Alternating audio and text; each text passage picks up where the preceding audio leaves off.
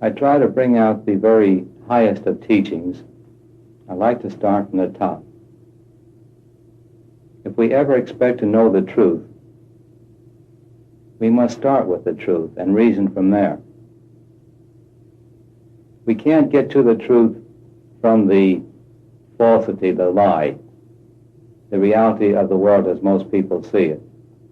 If we try to grow from this world up to the truth, it just won't work, because we're starting with the lie and trying to reason from there. We must start reasoning with the truth. Now, the truth is the absolute one, the changeless. That which never changes is true. If it changes, it wasn't true in the first place. It changed. So we define truth as that which never changes.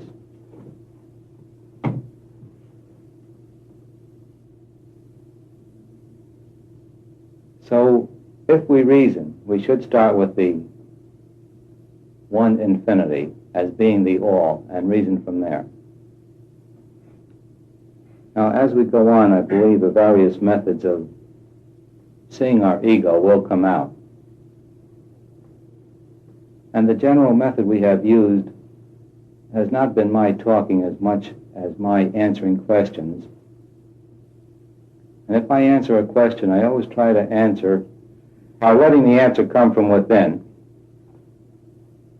And if I do that, it will bring out the ego behind the questioner.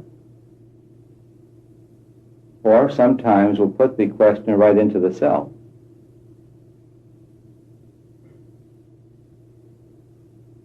And very often the answer is put in such a way as to provoke thinking rather than answer the question. Unfortunately, we all know that questions can't really be answered for us, that each one must answer the question himself or herself. So my method of answering questions very often might seem kind of odd, that it's not direct, it's roundabout, or it's provoking. But the purpose is to make obvious to the one asking the ego motivation or the ego, so that he may see it, and if he chooses, let go of it.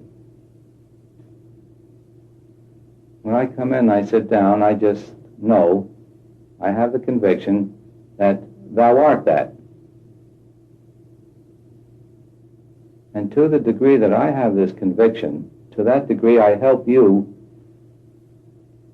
be in that mood, in that state.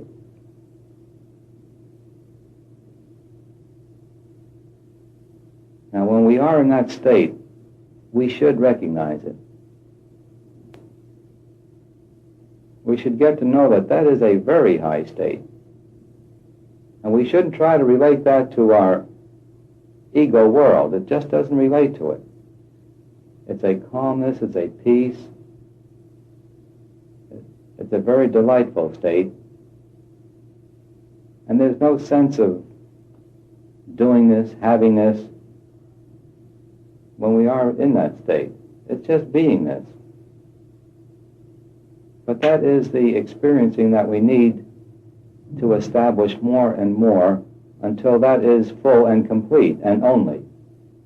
And that's what's called full realization. Another point about our teachings is we like to get all the mystery out of it because it is basically so simple. Thou art that. Stop trying to be not that,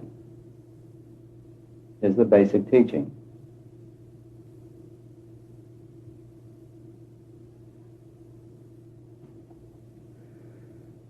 If we can recognize that state for what it is, we will get to the place where that remains, and then we automatically do, have, talk, and so forth. And we no more associate ourselves with the doing this, having this, and so forth.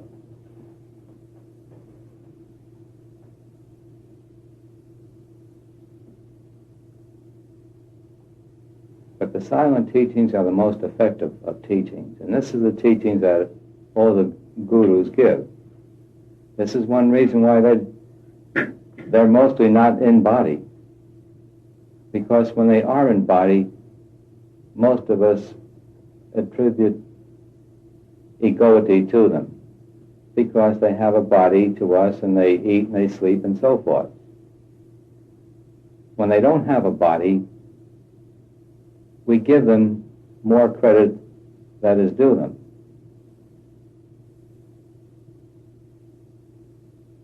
And they try to teach us via the silent method.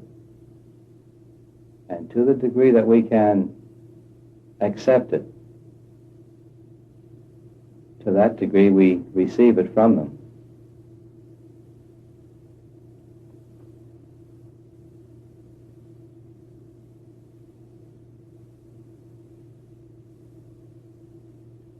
It's the stilling of the whirlpools of thought. It's quieting thought. When there is no more thoughts, that is called realization.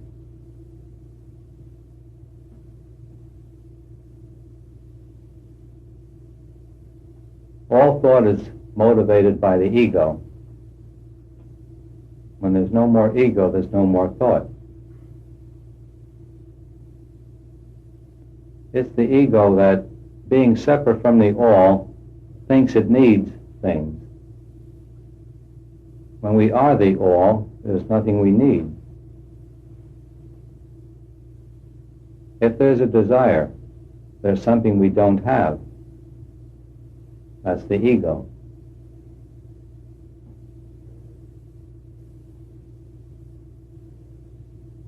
So it's the ego we need to let go of.